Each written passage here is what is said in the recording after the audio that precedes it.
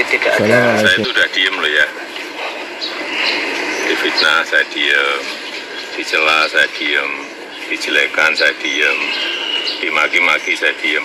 Saya ngalah terus loh, tapi ada batasnya ya. Assalamualaikum warahmatullahi wabarakatuh. Saya Yudi Pramuko, tukang donat dari Parung YouTuber tertua di semesta.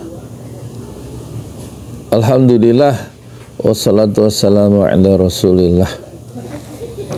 Kita bahas Pak Jokowi ya. Selesai jadi presiden dikuyo-kuyo ya oleh banyak orang ya.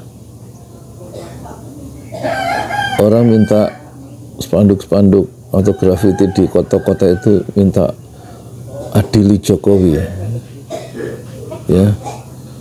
Terus macam-macam.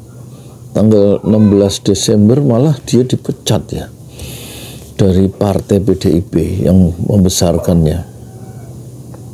Sekarang gini ya, kalau Jokowi itu sampai dipecat oleh PDIP itu mesti ada apa? Ada masalah yang mendasar ya. Masuk PDIP itu memecat Jokowi, memecat Bobi Nasution, menantunya, memecat Gibran. Sebenarnya PDIP ini pinter apa gimana kok sampai memecat mantan presiden gitu ya. Memecat 3 orang yang katanya dulu kader terbaik PDIP kok dipecat. Itu kan sebenarnya tanggal 16 itu ya, yang nanda tangani katanya ketua umumnya sendiri Megawati loh. Coba mikir yang jernih ya. Kalau nggak ada yang penting nggak mungkin dipecat ya. Maksudnya kalau nggak melakukan kesalahan yang fatal dalam organisasi gitu ya. Nah itu kan harus jadi bahan renungan gitu loh ya. Kok bisa? Ini kayaknya dalam sejarah politik Indonesia modern baru kali ini loh. Satu tokoh penting, satu kader penting yang pernah jadi wali kota 2 periode ya, dibela sama partainya PDIP, kemudian dibela lagi jadi gubernur DKI 2,5 tahun, kemudian di backup lagi jadi presiden 2 periode. Tapi kok dipecat itu kan mestinya mikir gitu loh. Anak sekolah kalau sampai dikeluarkan dari sekolah itu bukan kepala sekolahnya yang harus dipersoalkan kan, bukan gurunya, mestinya orang tuanya. Itu kenapa anaknya itu dipecat dari sekolah itu mikir ya, anak saya ini berbuat apa ya kok sampai dipecat. Lah ngono saja nih, mesti ada masalah yang mungkin bisa merusak reputasi sekolah, atau ada kesalahan si murid ini yang betul-betul nggak bisa dimaafkan. Lah ngono saja nih. Ini contoh ini ya, contoh apa? Contoh sederhana ya di tentu sekolah bukan seperti partai, tapi poinnya itu kok ada sekolah itu memecat muridnya, kan mestinya dia membantu memotivasi murid itu supaya menyelesaikan pendidikannya sampai selesai. Tapi ada sekolah kan yang kemudian menaikkan si murid itu naik kelas asal dia keluar dari sekolah itu, kan gitu kasusnya, dikembalikan ke orang tuanya istilahnya gitu. Atau ada yang dikembalikan istilahnya ke orang tuanya karena pihak sekolah nggak mampu mendidik ya, nggak sanggup lagi mendidik murid, itu dikembalikan ke orang tuanya. Itu yang pertama. Atau yang kedua, hasil rapat Dewan Guru dan Kepala Sekolah termasuk wali kelas dan guru BP itu rundingan, terus sepakat anak ini supaya nggak rugi terlalu banyak, nggak kecewa terlalu banyak, dinaikkan aja meskipun dia jarang masuk misalnya, atau melakukan kesalahan, tapi dia harus keluar dari sekolah itu, tapi harus dinaikkan dulu sekolahnya, kelasnya itu. Jadi dari kelas 2 misalnya naik kelas 3 SMA, tapi dia nggak boleh kelas 3 SMA itu di sekolah yang lama, harus keluar gitu. Satu solusi kan gitu. Nah sekarang si anak itu kok sampai dikeluarkan, dia biasanya nggak protes karena tahu kekeliruannya, ya kan. Orang tua juga akhirnya nggak bisa apa-apa, tahu kelakuan anaknya, lah ngono saja nih orang tua yang bijaksana. Nggak, terus orang tua bijaksana tuh ngadu kemana-mana, mempersoalkan kenapa sekolah memecat anak saya. Dia harusnya kan menerima dengan jujur ya masalah atau kekurangan atau masalah yang dibuat oleh anaknya sendiri. Jadi mengakui ada kekeliruan ya. Nggak mungkin sekolah itu tiba-tiba memecat, nggak ada angin, nggak ada badai, nggak ada tanda-tanda atau memecat murid. Karena sekolah pengennya dapat murid sebanyak-banyaknya kan. Waktu pendaftaran itu kok ini ada murid yang dipecat, berarti ada masalah yang di luar kebiasaan. Nah sekarang ada partai PDIP. Lah kok memecat kadernya yang pernah jadi presiden 2 periode itu pasti ada masalah yang serius kan.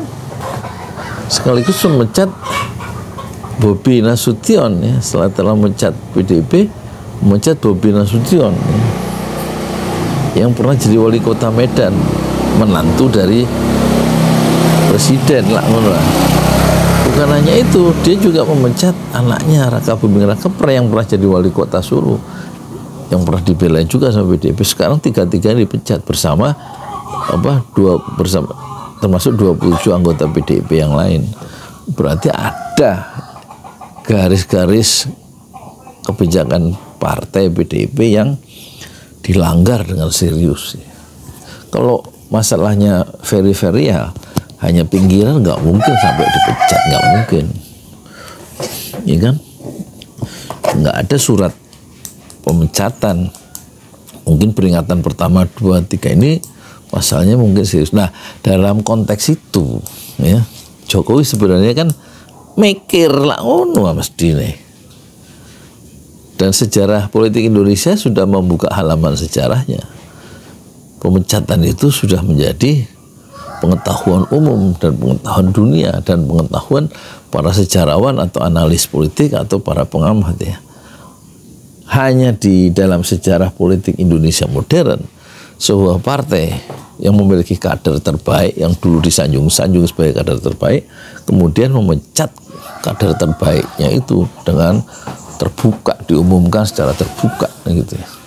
Dan yang menandatangani surat pemecatan itu ketua umumnya sendiri, yaitu Megawati Soekarno Putri.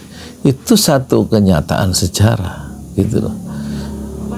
Terus kemudian kalau ada mantan presiden dikuyo-kuyo, sekarang sudah penyerahan kekuasaan itu atau berakhir kan 20 Oktober. Sekarang November, Desember, 2 bulan, Januari, Februari, 5 bulan. Masih menimbulkan masalah, masih dikecam, masih dituntut ini, dituntut itu terhadap Jokowi. Nah sekarang ada lagi yang terakhir itu 100 miliar persen ijazah Jokowi palsu katanya dari ahli digital forensik. Coba apakah itu sebuah fitnah juga ke Jokowi soal ijazah palsu yang nggak kelar-kelar itu? Dan Jokowi tidak pernah ngomong langsung soal ijazahnya. Jadi ini yang masalah ini yang masyarakat apa masalahnya itu ada bertumbuh pada Jokowi, ya kan? Dulu dikenal sebagai ingkar janji, ya kan? Sampai majalah Tempo covernya bilang janji tinggal janji, ribut itu majalah Tempo yang covernya itu sampul depannya itu bikin gambar wajah wajah Jokowi madep ke kanan dan kemudian ada siluet bayangannya tapi nggak sesuai dengan wajah aslinya, tapi hidungnya panjang seperti Pinocchio yang menunjukkan ada persoalan di situ ya. Satu Pinocchio itu kan satu cerita yang kalau nggak salah dikarang oleh Hans Christian Andersen ya, yang mengajarkan pentingnya kejujuran sejak anak-anak. Kalau kamu nggak jujur, hei anak-anak dunia, itu nanti kalau semakin kamu nggak jujur, hidung kamu tambah panjang loh, seperti hidung Pinocchio yang tukang bohong itu. Sekali bohong memanjang tuh boneka kayu itu. Kalau sering bohong tambah lama tambah panjang itu hidung dari kayu itu. Nah, itu satu pelajaran penting. Moral pelajaran itu adalah supaya kita mendidik anak-anak kita jujur sejak kecil. Tapi kisah Pinocchio itu dilekatkan dengan Jokowi, berarti kan kita bisa menyimpulkan ya, track record Jokowi itu dikenal sebagai orang yang ingkar janji, sebagaimana ditulis oleh siapa? Majalah Tempo, yang kemudian pendukung-pendukung Jokowi marah, membawa ke pengadilan dan tidak bisa diteruskan di pengadilannya. Itu kan fakta gitu loh. Terus yang kedua soal yang menyangkut langsung Jokowi adalah ijazah palsu di Jakarta dan di mana-mana itu ada sidang-sidangnya, dan nggak pernah itu ijazah aslinya itu muncul di persidangan, nggak bisa ditunjukkan kecuali fotokopinya gitu ya, yang sudah dilegalisir. Tapi sekarang muncul lagi nih kemarin, siapa sih respon apa? Siapa yang orang Tarutung itu yang ahli S3 lulusan UGM juga sampai datang ke perpustakaan di departemen di perpustakaan kehutanan menemukan skripsinya Jokowi itu ya. Dan dia menyimpulkan hasil penelitian forensik dia itu ijazahnya Jokowi itu ijazahnya palsu katanya, 100.000% apa 100 miliar persen gitu palsu. Apakah ini sebuah fitnah untuk Jokowi, dan kemudian dia merasa dia difitnah diam terus ada batasnya. Kalau dia diam dan sekarang akan membalas, pertanyaan kita, Jokowi akan membalas ke siapa? Orang yang mengecam dia itu masyarakat. Dia akan menuntut siapa? Perkara ijazah palsu misalnya. Saya juga sebenarnya nggak tertarik ngomong kayak gini nih. Tapi menarik karena dia ngomong dia selama ini sabar katanya. Dan kesabaran ada batasnya. Kan sekarang bulan Ramadan, bulan bulan kesabaran ya. Jadi seharusnya nggak usah ya sabar aja gitu, maksudnya apalagi bulan Ramadan ya kan. Saum, apalagi kita sedang puasa ya. Saum itu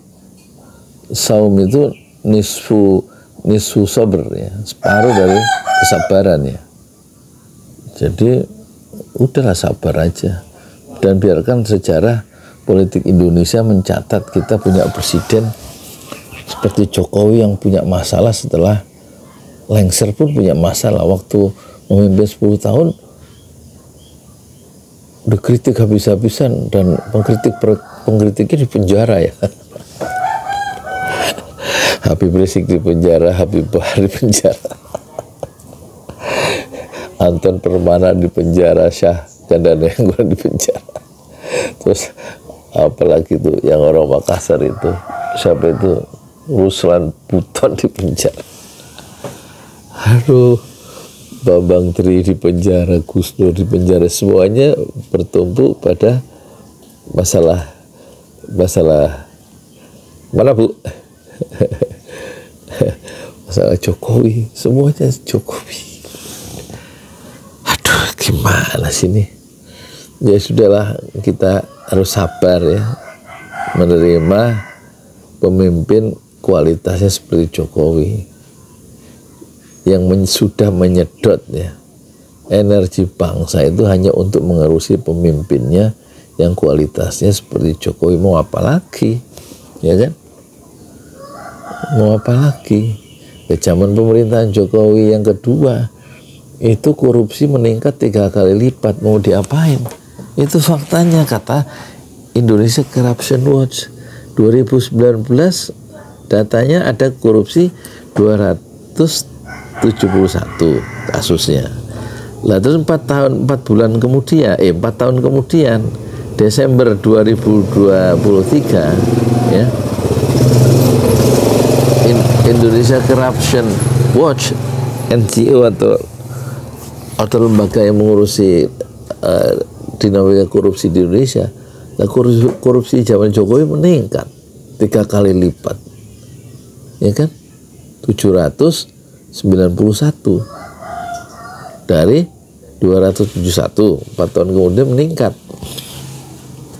Dalam 4 tahun itu menjadi 791, kan meningkat 300%. Zaman rejim Jokowi itu loh. Apa itu fitnah? Lah itu kan kenyataan, ya kan? BUMN karya itu pada utangnya ambruk gara-gara semuanya melaksanakan perintah Jokowi, yaitu bangun ini bangun itu, utang besar di mana-mana. Itu sekarang menyulitkan APBN sendiri ya, karena 8.000 triliun jatuh tempo nih, ya kan, untuk bayar utang tahun ini. Bunga dan pokoknya 8.000 triliun, ya kan? Jadi orang-orang seperti saya masa gak mungkin diurusin sama Jokowi, ya kan? Kerjaan susah, gimana? Ya semua, ya yang salah siapa? Yang salah ya kita semua yang milih Jokowi dan kemudian dapat kualitas pemimpin seperti Jokowi yang banyak melakukan kekeliruan dalam membuat kebijakan politik seperti undang-undang Minerba, demo, kan itu semuanya untuk mendukung maunya pemerintah, kan, eksekutif kerjasama dengan partai-partai politik, termasuk PDIP juga punya saham bagi kerusakan negeri ini, kan, karena kan dia partai pemerintah mendukung Jokowi. Termasuk Golkar, termasuk Gerindra itu, termasuk P3 yang akhirnya nggak punya kursi, tapi kan semua mendukung pemerintahan Jokowi, termasuk PAN. Apalagi zaman Jokowi itu dikenal, sekarang ada mafia tanah, ada mafia impor, ada mafia gula, ada mafia kelapa sawit, ada mafia tambang. Wah, negeri penuh dengan mafia. Memang Indonesia ini surga buat dua kelompok, surga buat koruptor, surga buat pengusaha yang dekat dengan kekuasaan. Rakyat banyak yang miskin, cukup disantuni dengan bansos. Bansos, bukannya ditingkatkan kecerdasannya, sekolah gratis misalnya, kan kuliah gratis. Ini mah nggak tahu lah, ya kan. Ya kalau sekarang Jokowi mau nuntut karena dirinya merasa difitnah, dijelekkan, dan dia diam saja, sekarang ada batasnya, ya coba aja mau nuntut siapa. Yang mau dituntut siapa? Ya kalau menurut saya sih sabar aja. Sudah menjadi sudah menjadi kenyataan sejarah bahwa Jokowi itu dipecat oleh partai yang pernah membesarkan. Itu satu renungan yang sebenarnya ya saya sebenarnya kasihan juga sama Jokowi itu. Kok ada ya mantan presiden itu dikuyo-kuyo, dihina-hina, difitnah-fitnah, dicaci maki, minta diadili oleh rakyatnya sendiri. Ya oleh rakyat yang nggak puas terhadap kepemimpinan Jokowi. Kalau oleh rakyat yang puas ya tentu mereka nggak menuntut itu, memuja-muja terus ya soal Jokowi. Tapi kan yang mau jadi presiden maunya siapa? Kan maunya Jokowi sendiri, makanya dia mendaftarkan diri menjadi calon presiden di KPU kan. Ya sekarang mau jadi presiden, mau jadi pemimpin nomor 1 di Indonesia. Ya kalau ada orang memuji dan ada orang mencaci, ya pujian diterima, cacian juga harus terima kan, itu supaya fair ya. Katanya nggak bisa memenuhi, memuaskan semua orang, ya itu faktanya nggak semua orang Indonesia puas. Yang puas kan yang disurvei, yang kira-kira 5.000 orang yang disurvei atau 1.000 orang yang merasa puas. Lah yang di luar 1.000 orang yang disurvei oleh lembaga survei yang dibayar itu misalnya, itu kan boleh punya pendapat sendiri, boleh punya mulut-mulut mereka sendiri, dan Jokowi kan nggak bisa menutup mulut semua orang ya. Ya kalau sekarang mau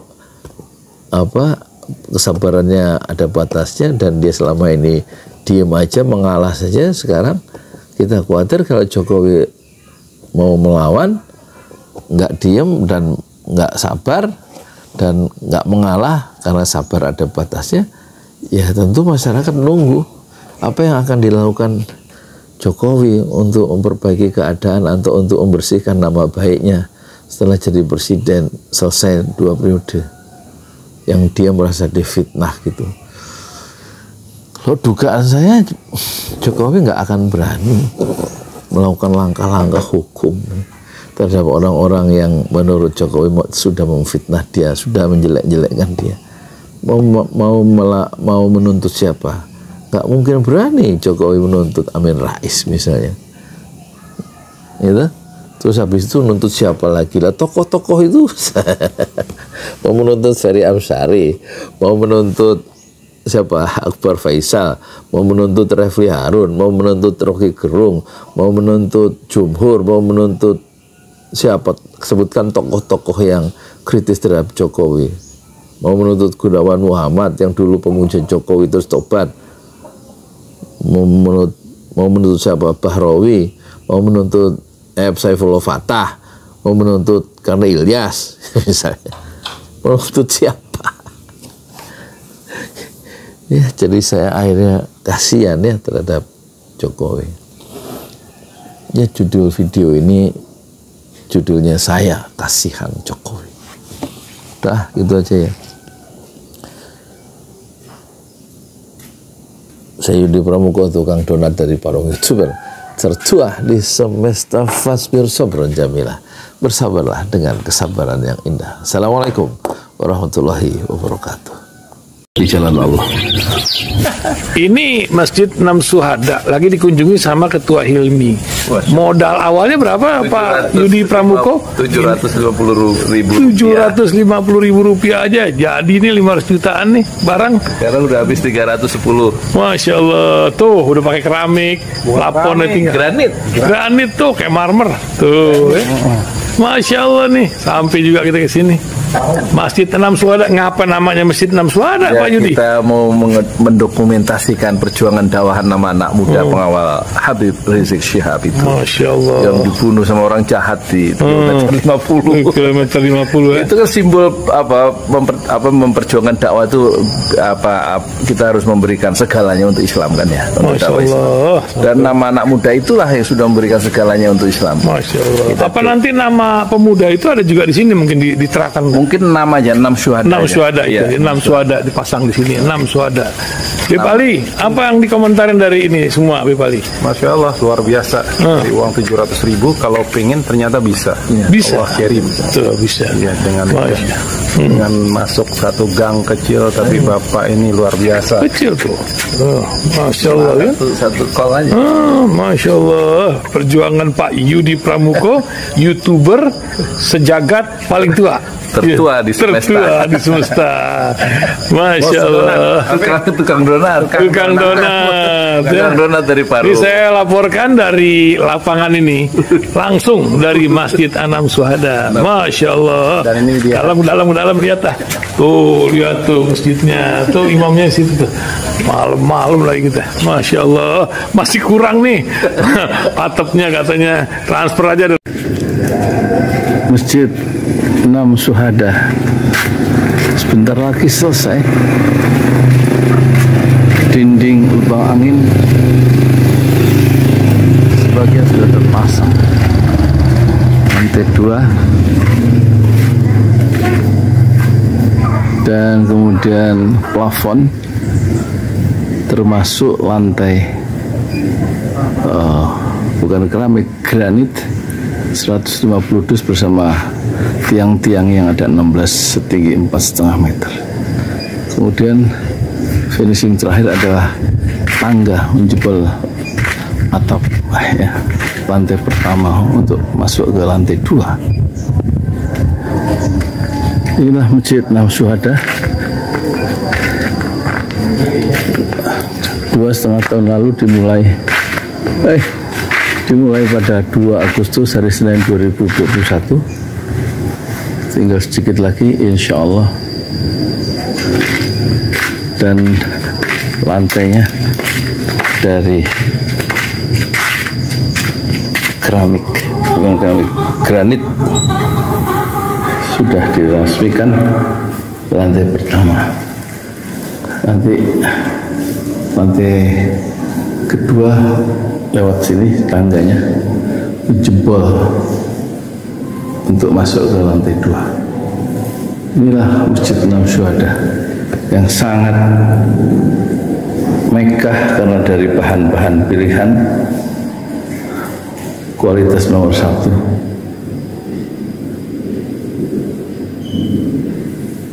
Tinggal sekitar 80 juta lagi finishing lantai atas selesai, insya Allah.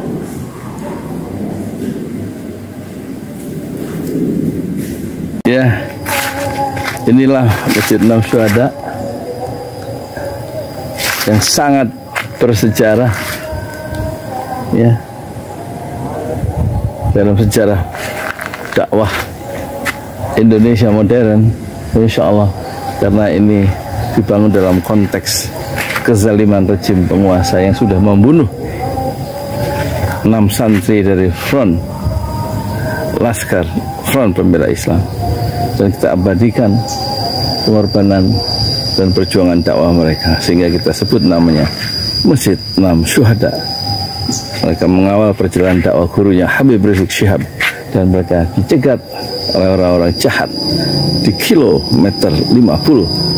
Saya Yudi Pramuko, tukang donat dari Parung Juber, tertua di semesta Fasbir Sabrun Jamila. Bersabarlah dengan kesabaran yang indah. Assalamualaikum warahmatullahi wabarakatuh.